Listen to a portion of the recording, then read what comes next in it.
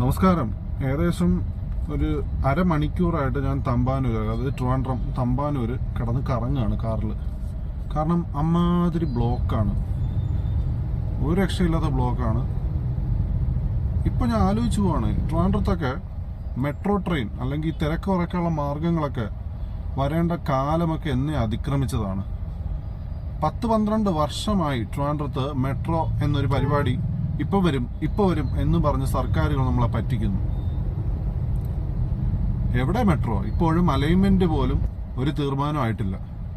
DPR ഇപ്പം submit ചെയ്യും, ഇപ്പോൾ റെഡിയാവും എന്ന് ലോക്നാഥ് ബെഹ്റ, അതായത് KMRLന്റെ MD ലോക്നാഥ് ബെഹ്റ പറയാൻ തുടങ്ങിയിട്ടും 3-4 മാസമായി. ട്രിവാൻഡ്രത്തുള്ള, അതായത് കേരളത്തിന്റെ തലസ്ഥാന നിവാസികൾ എന്നെന്നും ഇങ്ങനെ നരകിച്ച് പോകാനാണോ ഇവിടെ ഉള്ള വോട്ട് ചെയ്ത് ഈ ആൾക്കാരൊക്കെ വിജയിപ്പിച്ചു വിടുന്നത്?